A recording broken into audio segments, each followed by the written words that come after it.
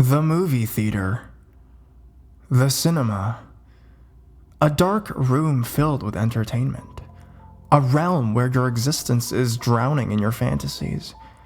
Sounds of laughing, sounds of crying, even sounds of screaming. What is the freakiest thing that you've ever experienced in a movie theater? It's so dark in there. How can you be sure the people around you are actually there? What about the thing under your seat? The white shape sitting behind you? Or the man on the screen? How can you know? He won't come out and befriend you. Grab a blanket. Turn off your lights because this time we're going into a movie theater, so it might get cold.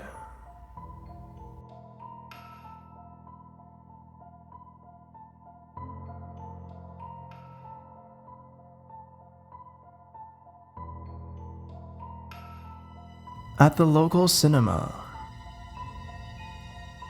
my sensitivity to the spiritual realm began as early as 9 years old, so I can sit and tell story after story.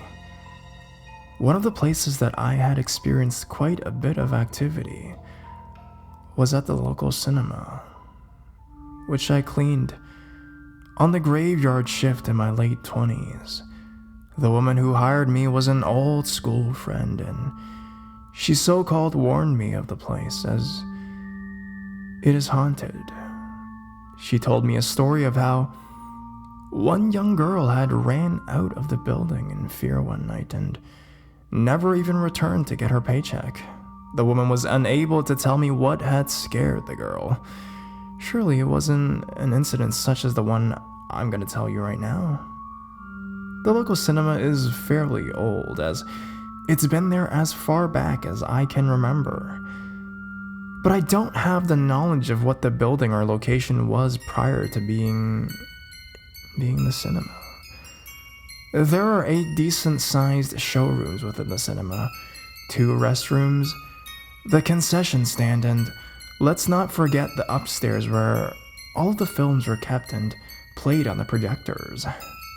I won't refrain myself from telling you that I don't get the creeps in too many places, but that upstairs part was a bit too iffy even for me. I could have went up there at any time that I wanted to scope out the no longer used advertising posters, but I was good on that note.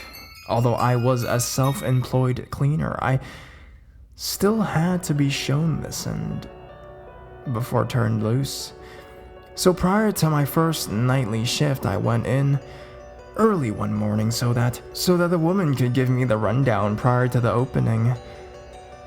With this woman being fairly familiar with me, she felt comfortable and safe in asking me if I'd complete a task as she ran out for coffee.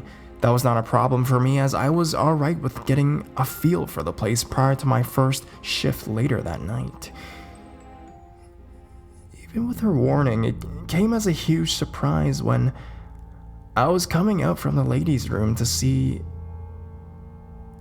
an apparition of a tall, thin man walking past the open entrance of the restroom. I instantly told the woman of the occurrence, and she somewhat just laughed. She's never experienced anything during the several years that she has worked there, but she knew that many had.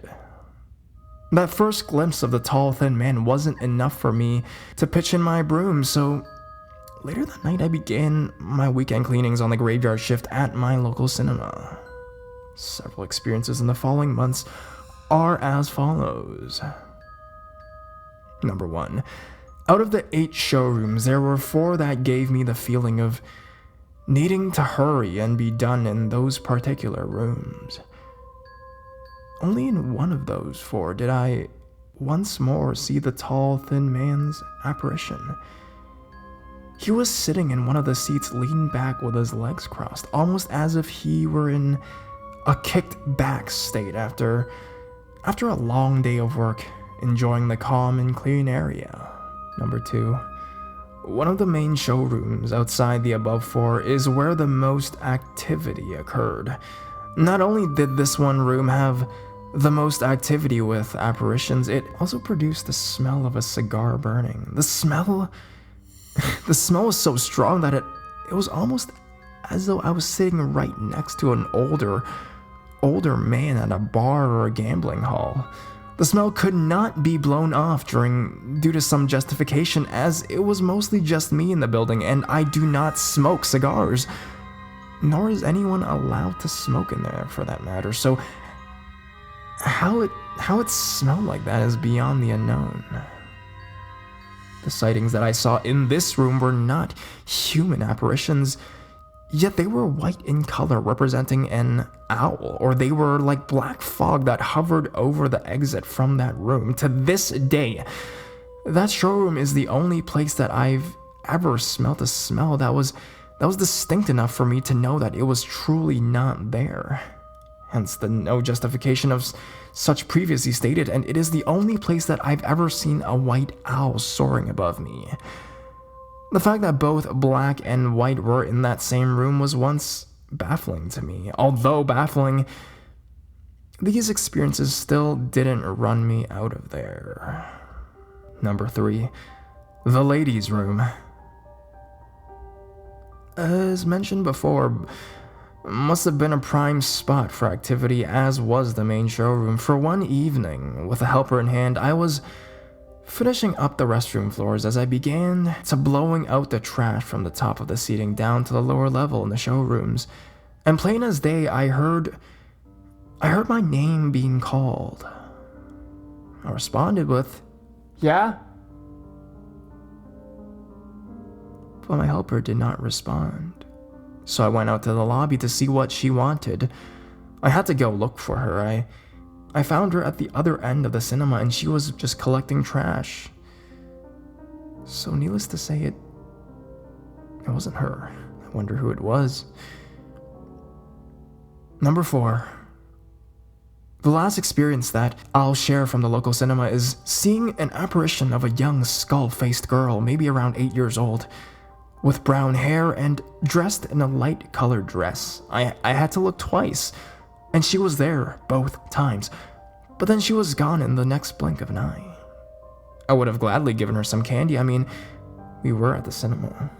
As you can see, the local cinema was a rather busy place, as I could think that maybe all the energy from the movies and the people had a play in it being the way that it was. I mean, I'm no longer in contact with the woman, hence after the 6-month contract, it was time for me to move on.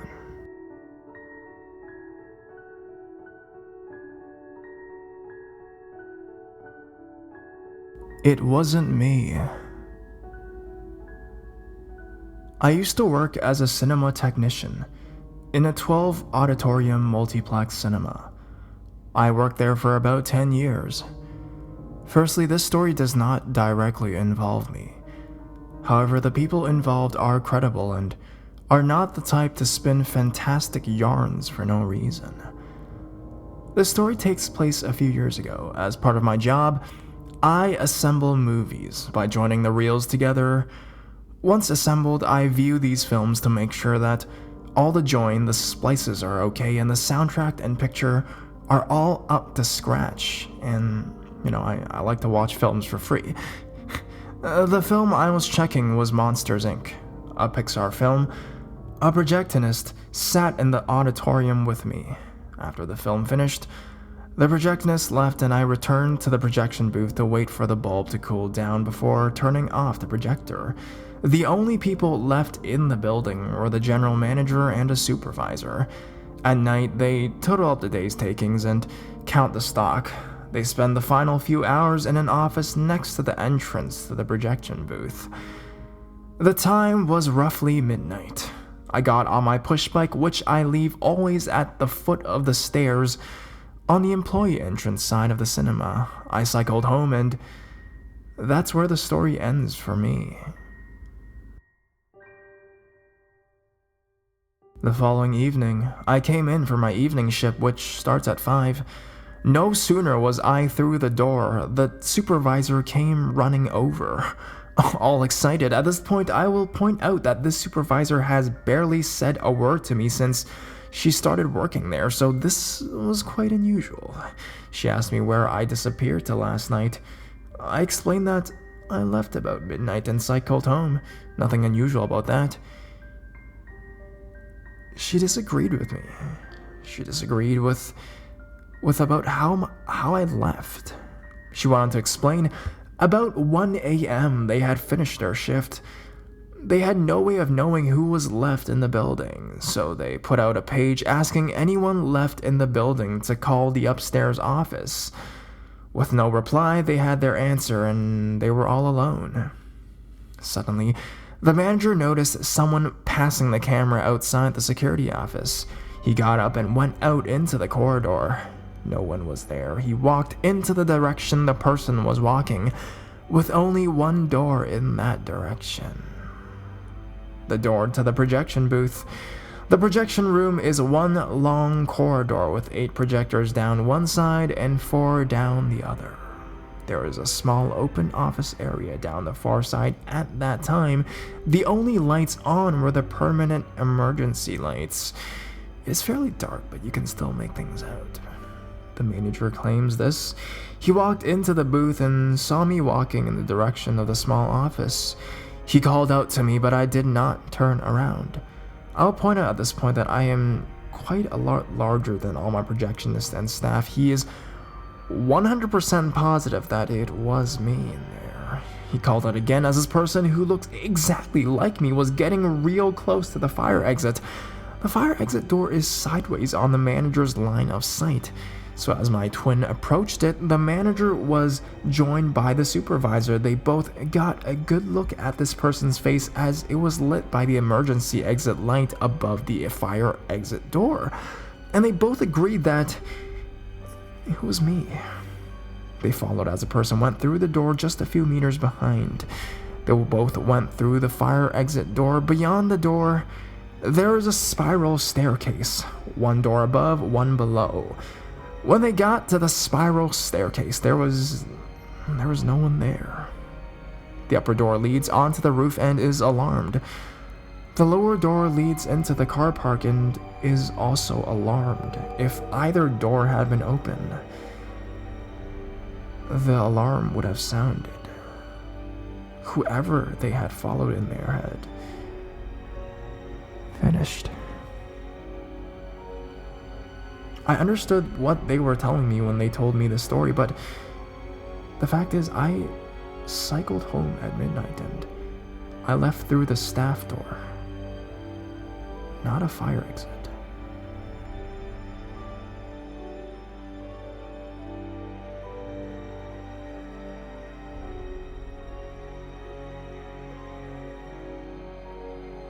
Something followed me for years in my teens. Hi, Reddit Paranormal. I'll try to keep this short and maybe cut it up into parts if there's interest. Anyways, the first experience may have been the worst, and I didn't talk about it for a while after because I was afraid that nobody would believe me. And the fact that it seriously shook me up emotionally as well. I've been reading on this sub for a while, and the responses have been so positive for truly traumatic paranormal experiences that I was compelled to share my own. I started working at a movie theater in my hometown when I was a freshman in high school. I would clean the place, 3 screens, pretty small, a couple days a week. After school, it usually took me about 3 hours from start to finish. And I would turn on the service lights in the theaters while I worked. Pretty boring work, actually. This one day in particular, I had just started cleaning the first theater after finishing the lobby and bathrooms, and out of nowhere, all the hair on my arms and legs stood up. I got chills and felt an overwhelming sense of fear. As that started happening, I looked up to the top left of the big movie screen and saw a white figure just floating there. Actually, floating doesn't really sound like the right word because it didn't move at all. It was just kind of there. What really shook me was its features or lack of it. But my guess was it was about 9 to 10 feet tall, with long, gangly arms and legs that seemed much bigger than its head or torso.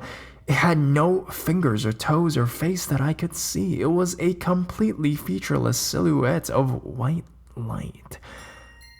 I don't know how long I stared at it. It was 5 seconds or could have been 10 minutes, but I remember blinking and it being gone. Except after it disappeared, it left an image with my eyes closed, much like seeing a camera flash for a while after it goes off. I could still see this thing. I had an intense feeling of dread and discomfort, and don't remember much of the next 30 minutes or so. I believe I had a panic attack right then and there in the aisle of the theater, and must have been there for a while before I really figured out what was going on. I immediately left the place without setting up for the night show. For weeks, and even months, I was depressed and unsure of what to do. I had nightmares of this thing showing up wherever I went. Just the image of it is enough to terrify me, and I wouldn't wish it upon anybody. Anywho, thanks for reading. Would really like to hear any opinions on what I might have seen, and wouldn't mind posting more of my experiences if you will indulge me. Thanks, guys and gals.